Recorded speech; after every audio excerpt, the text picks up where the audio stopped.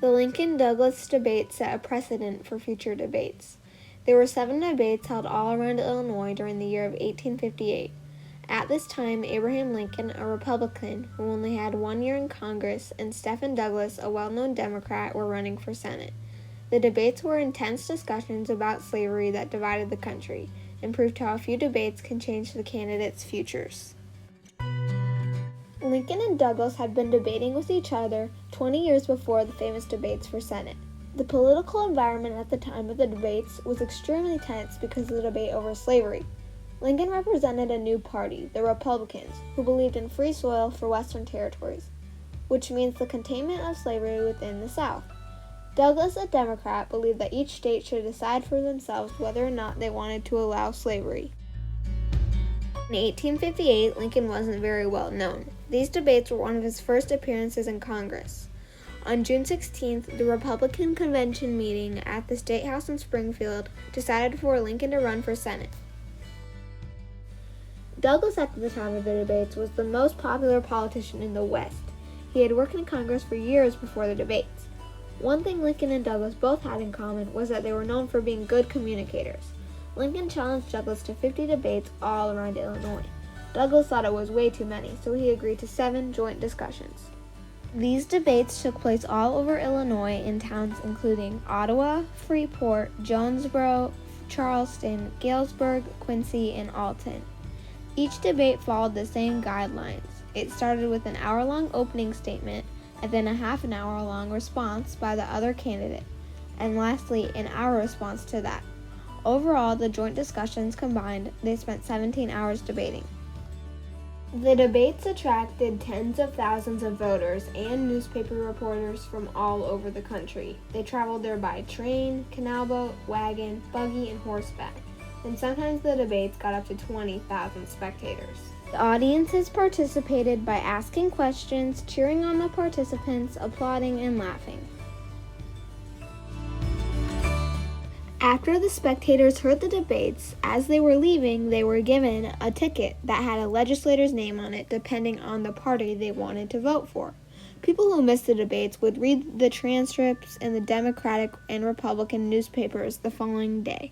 During these debates, Douglas advocated for popular sovereignty. Popular sovereignty was a doctrine in which residents of a new state or territory took vote on whether or not they wanted to allow slavery. Douglas said it was a sacred right to self-government. Lincoln said, "My understanding is that popular sovereignty as now applied to the question of slavery does allow the people of a territory to have slavery if they want to, but does not allow them to not have it if they do not want it." Lincoln emphasized the moral inequity of slavery and attacked popular sovereignty for the bloody results it had in Kansas. In Kansas, there were repeated outbreaks of violent fights between pro-slavery and anti-slavery forces after the new territory, Kansas, was made. In the debate in Freeport, Lincoln asked Douglas whether or not popular sovereignty let settlers exclude slavery from a territory before it joined the Union. Douglas said yes, clarifying that territories could choose to enforce the Dred Scott decision. This was known as the Freeport Doctrine. The Kansas-Nebraska Act started the creation of the Republican Party, which was formed to keep slavery out of the Western territories. Lincoln supported this act because he wanted to stop slavery from coming into the Western territories. Douglas also supported the act, but received a lot of backlash for it. He said that popular sovereignty could be used to restrict slavery in territories. Many thought he said this because he wanted pro-slavery votes in a possible presidential run. Lincoln started off his campaign in Springfield where he said, "A house divided against itself cannot stand. This government cannot endure permanently half slave and half free." Lincoln had said this before, but never had it had such electrifying impact. After Lincoln said this, Douglas replied, "Leave each state perfectly free to do as it pleased on the subject." Douglas and Lincoln had opposing views. Lincoln thought that blacks were entitled to their rights in the Declaration of Independence, life, liberty, and freedom. Douglas argued that the founders had no such intentions. Douglas said that the nation's founding document had been written by white men. Lincoln came back at him with, There is no reason in the world why the Negro is not entitled to all natural rights enumerated in the Declaration of Independence. Yet Lincoln was a complicated man. He did believe that one race should be superior to the other. Lincoln's House Divided quote is one of the most famous quotes in history. During the debates, Douglas repeatedly tried to make Lincoln look like a dangerous radical who advocated racial equality of the Union. Douglas also accused Lincoln on an anti-slavery Black Republican platform and attempted to link him with abolitionists. Lincoln attacked Douglas for his support of the Supreme Court's decision in the Dred Scott case, which denied all citizenship to all Black people. The first debate took place in Ottawa on August 21st. Because it was the first debate, many wanted to go. Over 10,000 people arrived to hear the candidates. At this debate, Lincoln admitted the fire flew some. Douglas had been accusing Lincoln of many sins, especially for being a radical on the slavery question. Also in this debate, Lincoln said, "But in the right to eat the bread without the leave of anybody else, which in his own hands earns, he is my equal and the equal of Judge Douglas and the equal of every living man," showing that African Americans should have fundamental rights. In the second debate in Freeport on August 27th, Lincoln said, "I am pledged to a belief in the right and duty of Congress to prohibit slavery in all of the United States territories." Douglas then said, "Slavery cannot exist a day or hour anywhere unless it is supported by local police and regulations." Also in this debate, Lincoln seemed stronger because now he knew how the debates would be. The next debate took place in Jonesboro on September 15th. This debate focused mainly on slavery.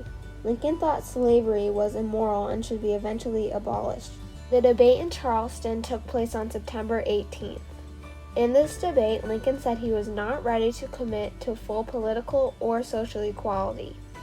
A challenge for Lincoln in this debate was to explain what would happen after slavery was gone.